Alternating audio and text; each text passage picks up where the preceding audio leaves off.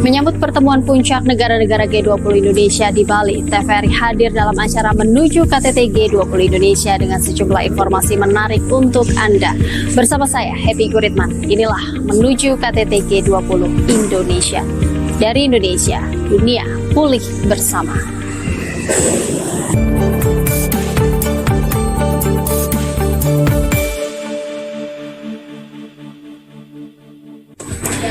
Pemanfaatan ruang digital menjadi salah satu alternatif jawaban atas tantangan pemulihan pasca pandemi COVID-19. Oleh karena itu, pemerintah melakukan percepatan pembangunan konektivitas digital sebagai salah satu upaya meningkatkan perekonomian nasional.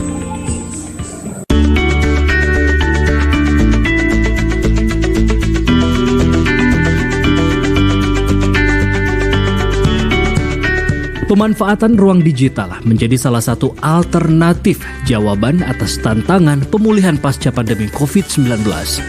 Karena itu, pemerintah melakukan percepatan pembangunan konektivitas digital sebagai salah satu upaya dalam meningkatkan perekonomian nasional. Pengalaman Indonesia dalam membangun infrastruktur digital sekaligus pemanfaatan ruang digital secara positif dan produktif. Masalah tersebut menjadi salah satu pembahasan dalam Forum Digital Economy Working Group Presidensi G20 Indonesia tahun 2022 yang digelar beberapa waktu lalu.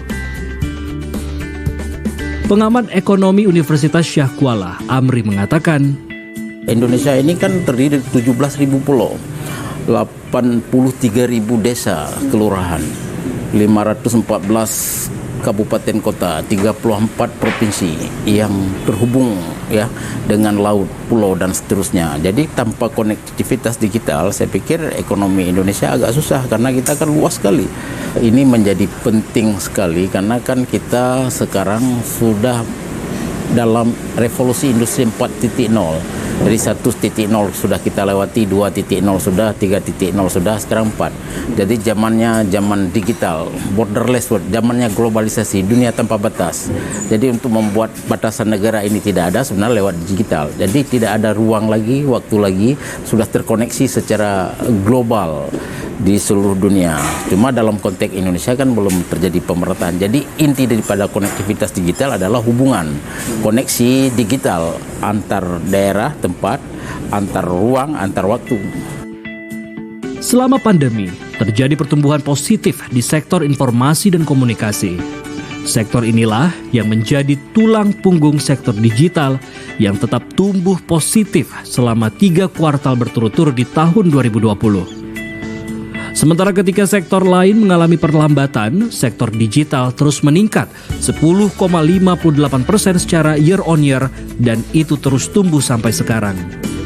Indikator ini menandakan bahwa ruang digital bisa menjadi salah satu solusi untuk pemulihan ekonomi pasca pandemi COVID-19. Selama pandemi kan namanya lockdown, pembatasan sosial kan terbatas semua ya.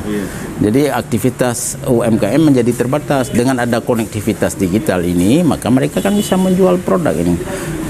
Sekarang menjual produk kan nggak face to face lagi, bisa apa istilah COD lah, namanya apa istilahnya. Jadi kirim dulu bayar nanti, atau ada perjanjian dengan prinsipnya adalah kepercayaan, trust building itu.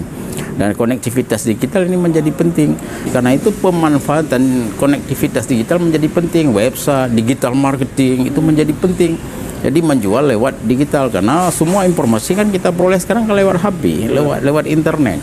Jadi kalau masyarakat atau pelaku UMKM yang sangat banyak di Republik ini melek digital, saya pikir nanti akan tertinggal.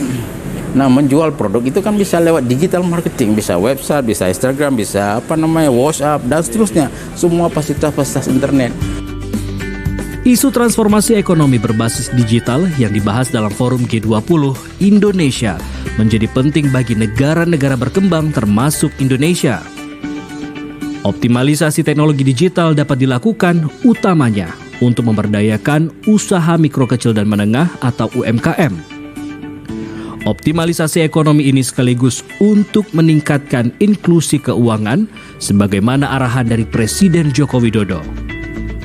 Sektor UMKM yang saat ini menghadirkan 64,2 juta pelaku usaha memiliki peran vital dalam perekonomian nasional. Bank Dunia dalam risetnya menyebutkan 80% UMKM yang terhubung ke dalam ekosistem digital memiliki daya tahan yang lebih baik saat pandemi. Hingga Mei 2022, setidaknya ada 19 juta UMKM yang berhasil masuk ke ekosistem digital. Sedangkan pada tahun 2023, jumlah UMKM yang go digital ditargetkan akan mencapai 24,5 juta UMKM dan akan terus ditingkatkan hingga 30 juta UMKM go digital pada tahun 2024 mendatang. Yang paling banyak di Republik ini adalah UMKM. UMKM ini kan tersebar di seluruh desa, di seluruh kecamatan, di seluruh kabupaten kota yang ada di Republik ini, yang amat sangat luas ini. Jadi perlu sangat urgen konektivitas digital, karena menjual sekarang kan tidak langsung, sekarang kan lewat digital, karena hampir semua orang di dunia ini kan menggunakan internet. Nah, akibat revolusi industri 4.0, jadi internet ini menjadi penting bagi dunia usaha, khususnya pelaku UMKM yang tersebar di seluruh Indonesia. Jadi UMKM yang menghasilkan produk ini yang perlu diajarkan digitalisasi ini, maksud saya diajarkan tentang digital marketing ini, sehingga mereka bisa menjual produknya. Jadi jangkauan pasar nggak lokal lagi, kalau bisa nasional, kalau bisa regional, kalau bisa lagi internasional, kalau bisa global. Dalam mendorong UMKM go digital, terdapat sejumlah tantangan, seperti masih rendahnya literasi digital, kapasitas dan kepemilikan perangkat digital. Selain itu, Indonesia dan beberapa negara-negara berkembang masih dihadapkan pada keterbatasan infrastruktur pendukung, jaringan internet yang belum merata, biaya logistik yang cukup tinggi, hingga isu perlindungan kekayaan intelektual bagi pelaku UMKM. Indonesia juga memiliki berbagai potensi yang dapat memperkuat peluang akselerasi perkembangan ekonomi digital. Pada tahun 2021, nilai transaksi e-commerce Indonesia berhasil mencapai 401,25 triliun rupiah dengan volume transaksi sebesar 1,73 miliar rupiah.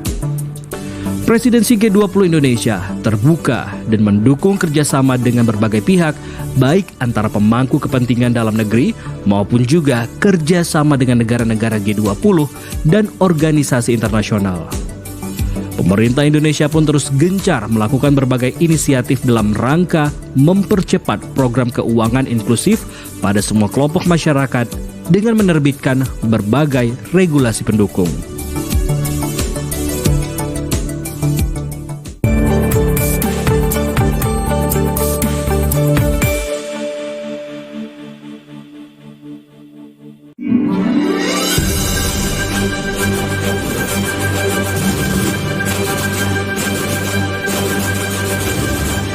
Hello and welcome to Focus Today here on TVRI World, airing live from Jakarta with the latest reports from Indonesia and the world.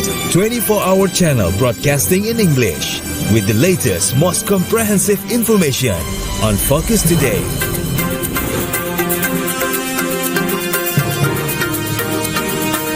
Diving into global issues with in-depth analysis on Think Tank.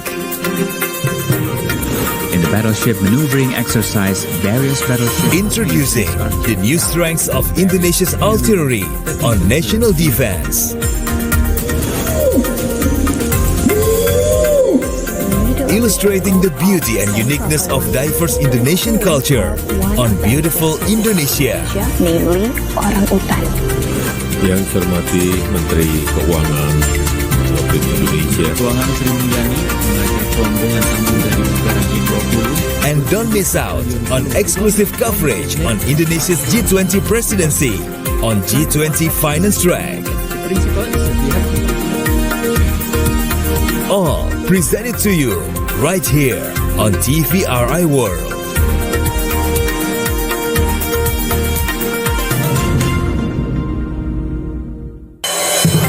Selamat siang saudara, kami kembali menjumpai Anda melalui Klik Indonesia Siang. Informasi akurat, teraktual sejak pagi hingga siang kami sajikan untuk Anda. Kami perdalam dengan laporan langsung dari lokasi kejadian dan narasumber terpercaya. Klik Indonesia Siang setiap hari pukul 12 waktu Indonesia Barat. Jumat pukul 13 waktu Indonesia Barat.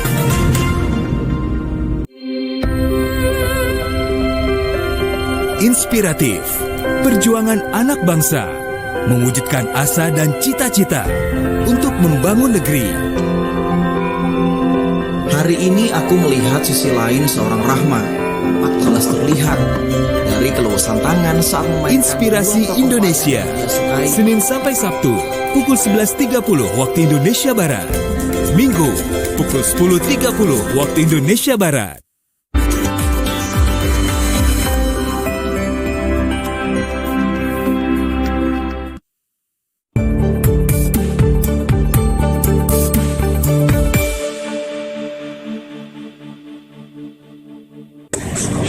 Transformasi ekonomi digital merupakan salah satu fokus dalam teknologi digitalisasi dalam semua aspek kehidupan masyarakat, mulai dari peningkatan perekonomian, penerapan sumber data, hingga pemanfaatan internet untuk kemajuan masyarakat secara global.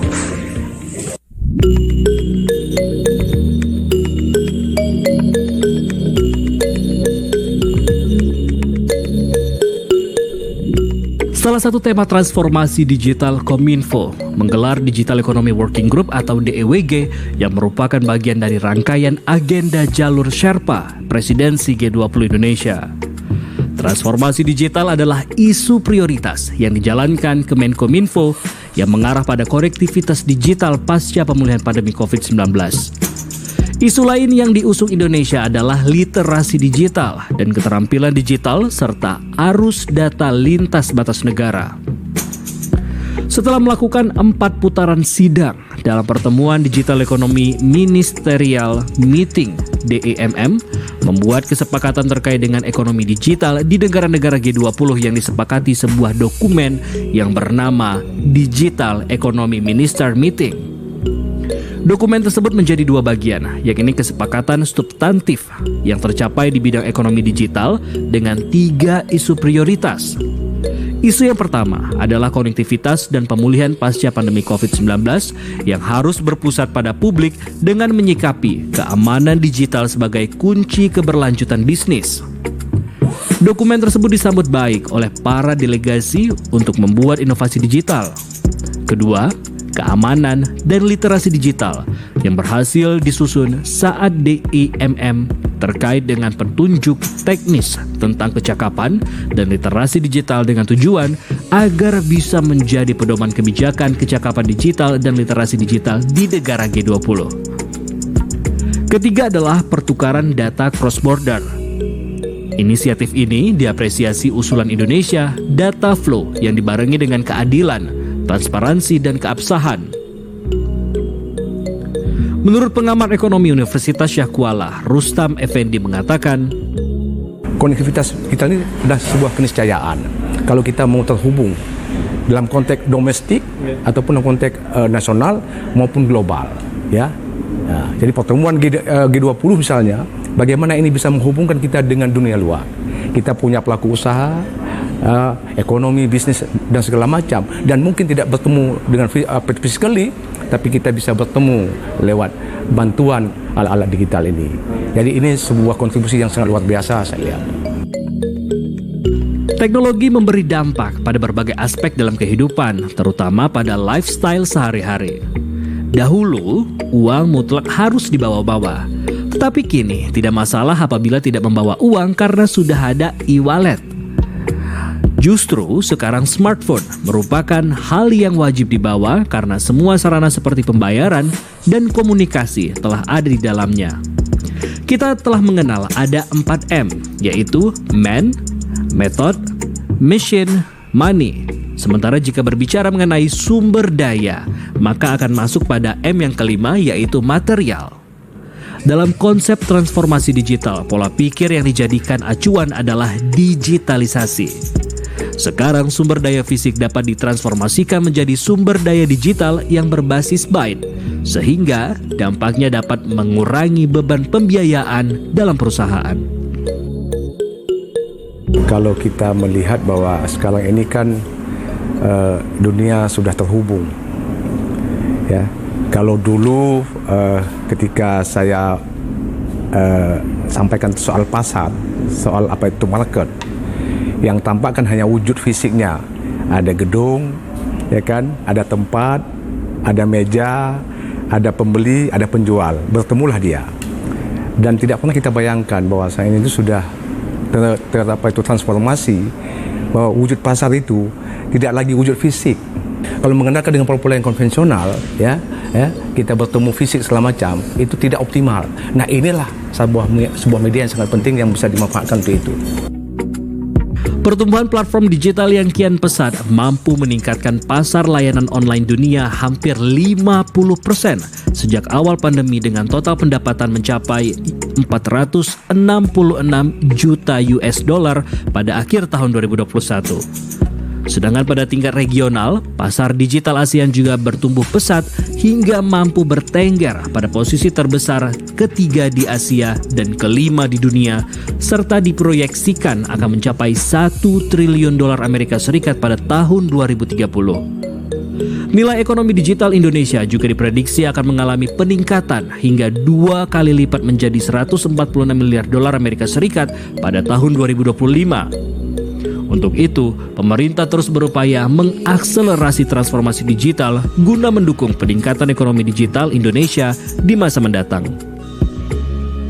Kita punya pasar domestik yang sangat luar biasa kita. Domestik saja kalau kita fullkan, terhubung dia itu luar biasa, total output yang kita bisa hasilkan. Konon lagi kita bisa memilih dan memilah mana partner dagang kita yang memang sesuai dengan kebutuhan kita. Silakan saja. Saya pikir tidak usah sanksi kita. Kita punya populasi yang sangat besar, ratusan juta kita.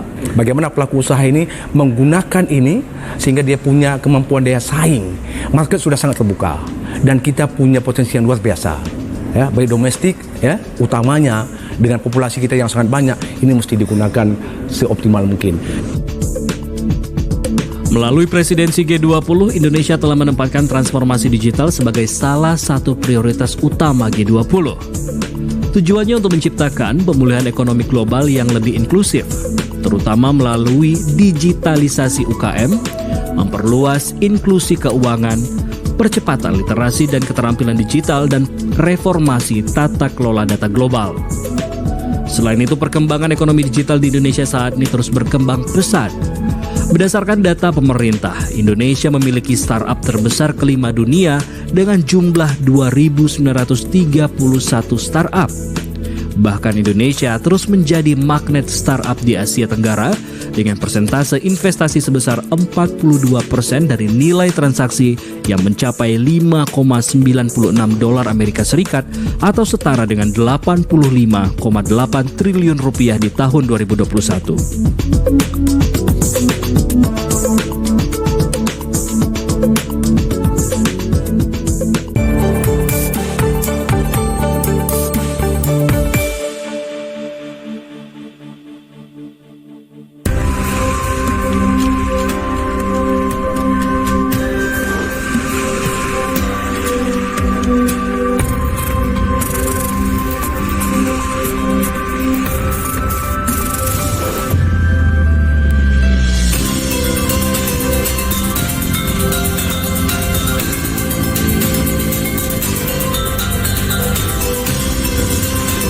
From Indonesia for a better world.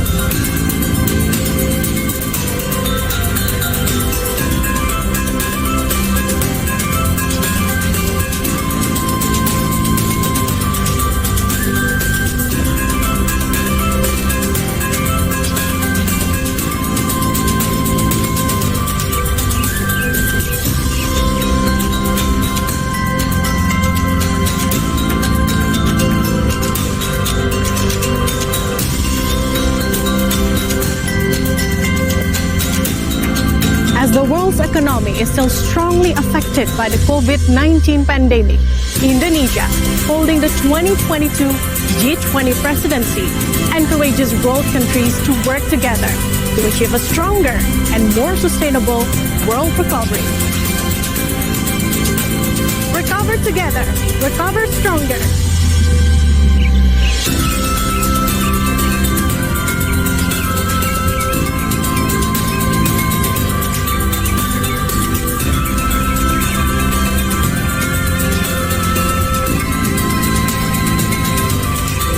The three main pillars of Indonesia's presidency for the G20 throughout 2022 are namely global health architecture, sustainable energy transition, and digital transformation, with the strategic goal to achieve a developed and a more prosperous global economy in the future.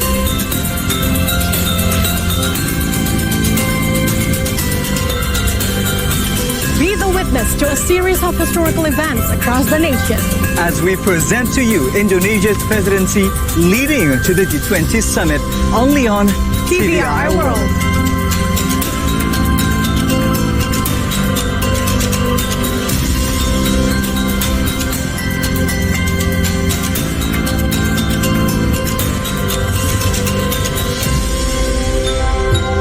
Recover together, recover stronger.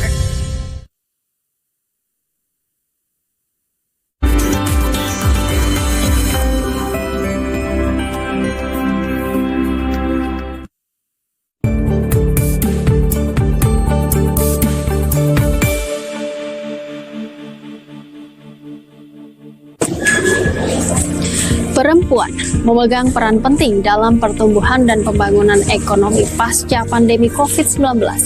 Terbukti bahwa perempuan yang diberdayakan secara ekonomi akan membawa efek riak atau hal kecil yang berdampak besar. Berikut liputan Tengku Fajri dan juru kamera Hedi selengkapnya.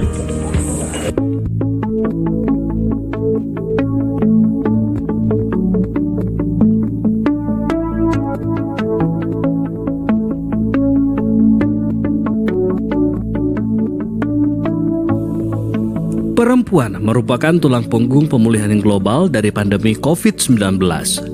Terbukti bahwa perempuan yang diberdayakan secara ekonomi akan membawa efek riak atau hal kecil yang berdampak besar, di mana perempuan dapat menyediakan nutrisi, kesehatan, dan pendidikan yang lebih baik bagi anak-anak mereka, serta membawa pembangunan masyarakat yang berkelanjutan.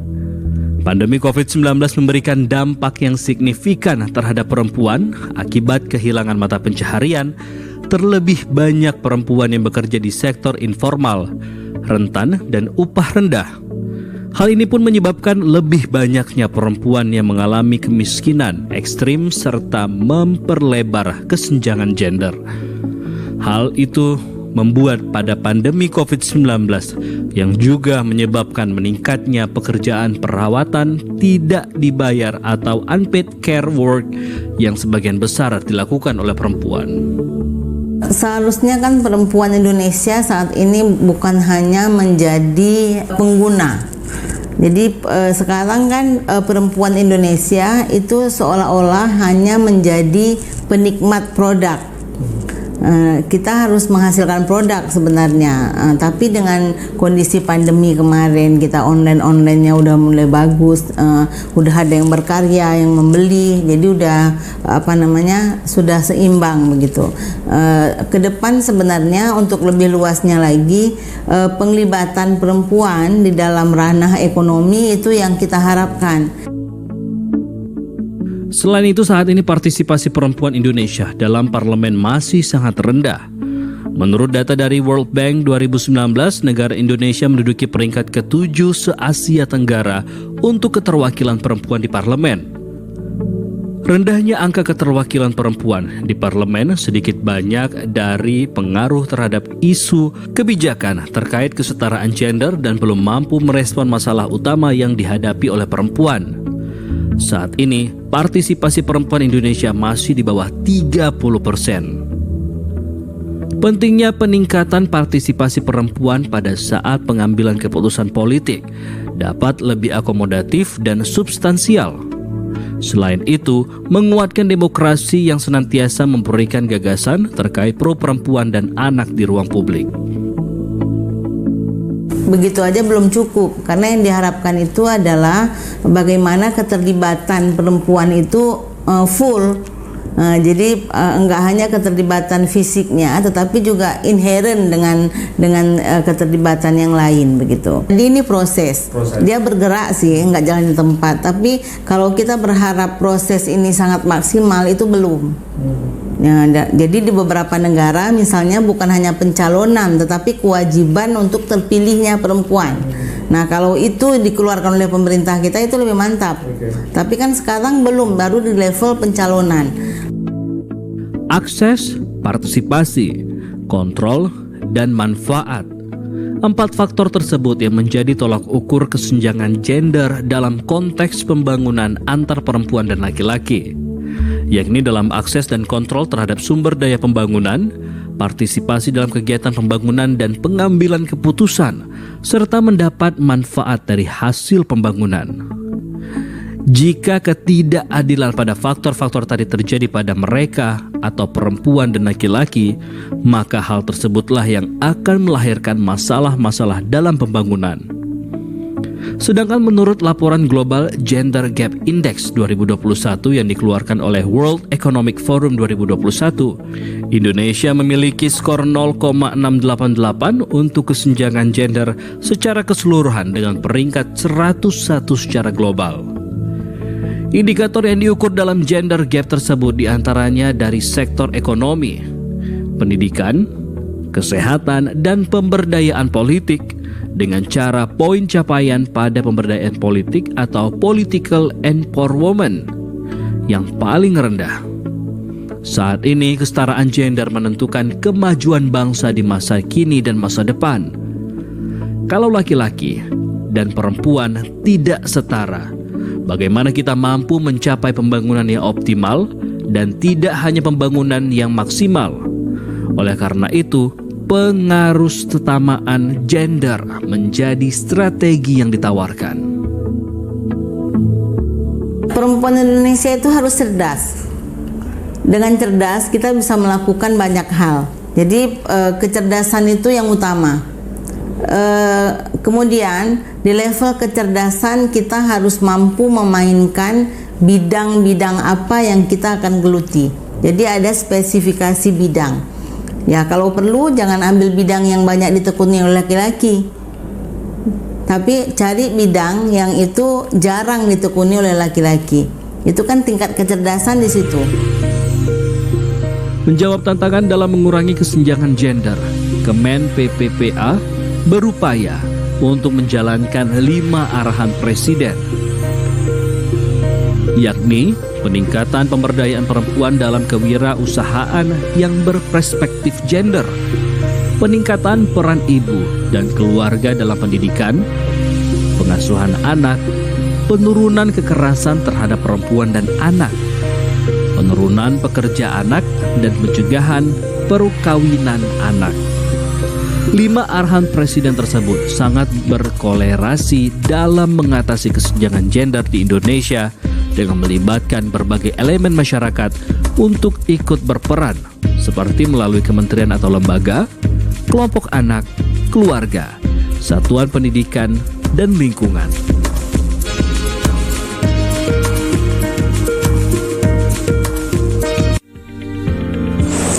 Informasi tadi menutup acara menuju KTT G20 Indonesia hari ini. Kita berjumpa lagi esok di waktu yang sama hingga penyelenggaraan KTT di Bali 15 sampai 16 November mendatang. Saya Happy Guritman dari Indonesia. Dunia pulih bersama. Sampai jumpa.